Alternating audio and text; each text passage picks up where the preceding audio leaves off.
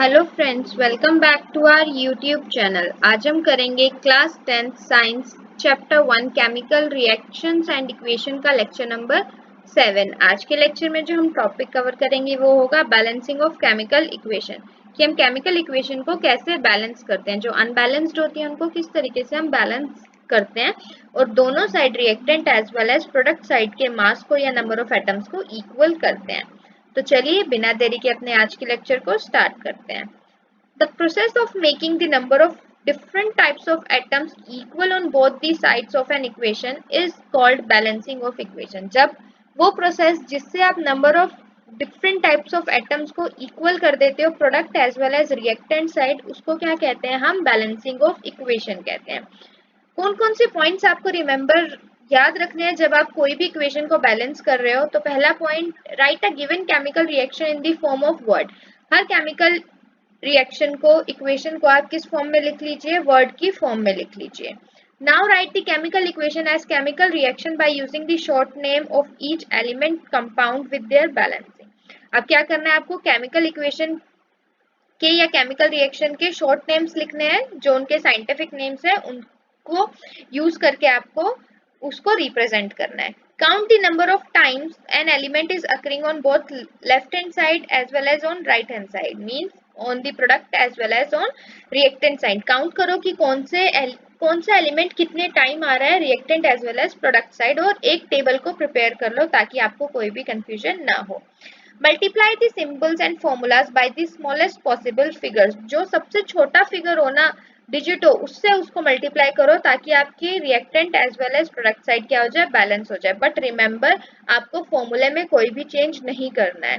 जैसे वाटर का फॉर्मूला अगर H2O होता है तो आप उसमें कोई चेंज नहीं कर सकते हो। आप उसके आप जो भी नंबर से या सिंबल से उसको मल्टीप्लाई करोगे वो आप उस फॉर्मूले के आगे लिख सकते हो। तो कभी भी फॉर्मूले को चेंज नहीं करना है जब बैलेंसिंग करनी है। तो writing specific conditions on an arrow. Conditions लिखनी है कि हीट हो रही है, इलेक्ट्रिसिटी पास हो रही है, डिकम्पोजिशन हो रही है, क्या चीज हो रही है उस इक्वेशन में, उसको एरो पे स्पेसिफिकली मेंशन कर दो। Writing of symbols of physical state to make a chemical equation more informative. उस इक्वेशन में फिजिकल स्टेट है, केमिकल स्टेट में जब आप उसको कन्वर्ट कर रहे हो तो उस पे लिख दो कि कौन सी स्टेट में वो रिएक्टेंट है और किस स्टेट का प्रोडक्ट आया है। अगर जैसे गैसियस स्टेट है तो G आ जाएगा, लिक्विड है तो L आ जाएगा, एक्वस सॉल्यूशन है तो AQ आ जाएगा और सॉलिड है तो S आ जाएगा। तो ये सब चीजें आपकी केमिकल इक्वेशन को क्या बनाते हैं? मोर इंफॉर्मेटिव बनाते हैं। Last but not the least, using these steps you can balance any chemical equation। In steps को follow करके आप कोई भी chemical equation को क्या कर सकते हो? बैलेंस कर सकते हो। तो चलिए हम कुछ एग्जाम्पल्स करते हैं कि किस तरीके से हम बैलेंस करते हैं। पहला एग्जाम्पल है, write the balance equation for the following reaction. एक रिएक्शन दे रखी है, methane burns in oxygen to form carbon dioxide and water. Methane है, जब ऑक्सीजन के साथ रिएक्ट करता है या जलता है तो क्या बनाता है? कार्बन डाइऑक्साइड और वाटर बनाता है। तो पहला स्टेप क्या था? उसको वर्ड फॉर्म में लिख लो। तो वर्ड फॉर्म में लिख लो, methane plus oxygen give rise to carbon dioxide plus water. तो अब इसको स्टेप उसके फॉर्मूले के अकॉर्डिंग लिख लो। मीथेन का फॉर्मूला होता है CH4, ऑक्सीजन का होता है O2, कार्बन डाइऑक्साइड का होता है CO2 और वाटर का होता है H2O। अब क्या था नेक्स्ट स्टेप? क्या था? नंबर ऑफ एटम्स को काउंट करो। दोनों साइड कितने एटम्स है, रिएक्टेंट साइड कितने हैं और प्रोडक्ट साइड कितने हैं। रिएक्टेंट साइड पहला एलिमेंट क्या है? C है, तो C में कितने हैं? पहला 1 और इधर भी क्या है? प्रोडक्ट साइड भी 1 है। नेक्स्ट क्या है? H में कितने हैं? 4 है इस साइड और इस साइड कितने हैं? 2 है। नेक्स्ट जो ऑक्सीजन है, ऑक्सीजन यहाँ पे 2 है।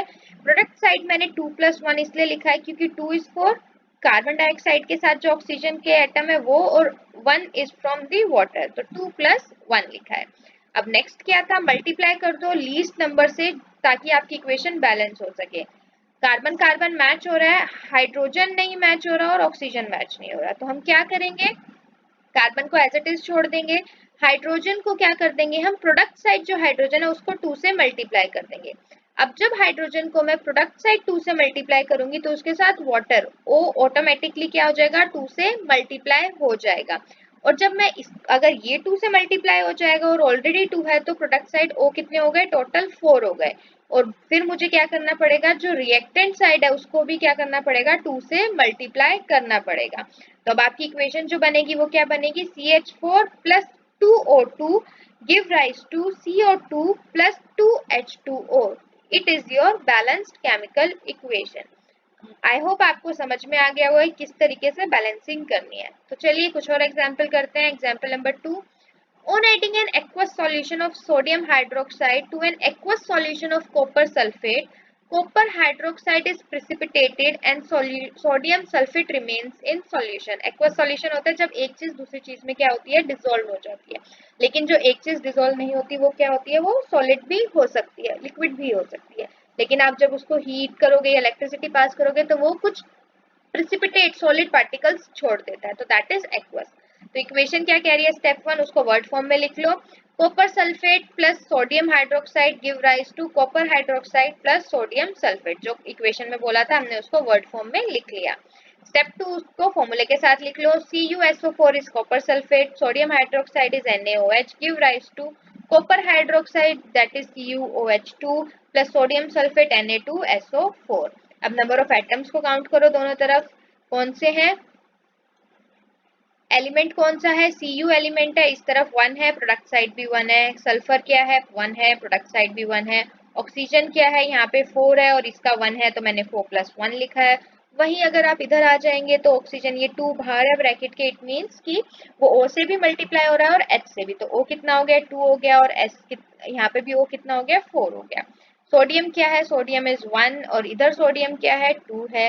हाइड्रोजन कितना है, H क्या है, यहाँ पे 1 है और यहाँ पे H कितना है, 2 है। तो हमारे को कौन कौन सी चीजें हमारी अनबैलेंस्ड है, Cu बैलेंस्ड है, H बैलेंस्ड है, O is not balanced, Na is not balanced, H is not balanced. अब हम क्या करेंगे, लीस्ट नंबर को सिलेक्ट करेंगे ताकि हमारी इक्वेशन क्या हो जाए, बैलेंस हो जाए। तो मैंने क्या किया, रिएक्टेंट साइड जो O है उसको क्या कर दिया, 2 से मल्टीप्लाई कर दिया। लेकिन वो O जो मैंने मल्टीप्लाई किया है उसको किसके साथ मल्टीप्लाई किया है, जो NaOH पूरा एक हमारा कंपाउंड है। अब जब उस O को मैंने 2 के साथ मल्टीप्लाई किया है तो ऑब्वियसली मेरा N भी मल्टीप्लाई होगा, तो मैंने N को भी 2 से मल्टीप्लाई कर दिया और H भी मेरा क्या हो जाएगा, 2 से मल्टीप्लाई हो जाएगा।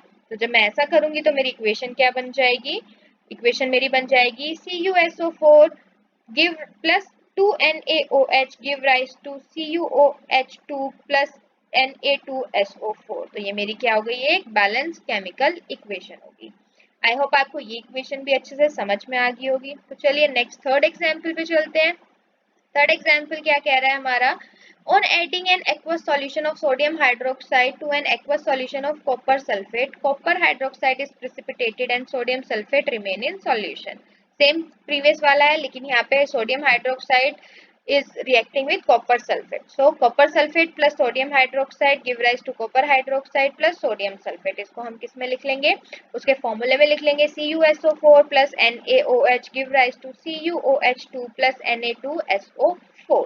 अब देखेंगे कौन से क्या क्या है हमारे पास। तो Cu क्या है, 1 है, रिएक्टेंट प्रोडक्ट भी 1 है, S क्या है, 1 है, 1 है।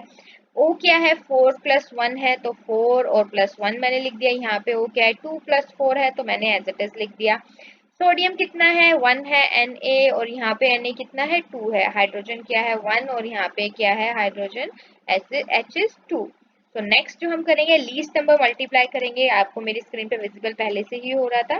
तो Cu is already balanced, S is already balanced, O is not balanced. So what I'll do, I'll just multiply the NaOH वाला O with 2. If I am multiplying NaOH वाला O with 2, which means कि पूरे compound को मैं 2 से multiply कर रही हूँ, तो उस पूरे के आगे आप क्या लगा दोगे, 2 लगा दोगे। तो आपकी बैलेंस केमिकल इक्वेशन क्या होगी, your balance chemical equation will be CuSO4 plus 2NaOH give rise to CuOH2 plus Na2SO4।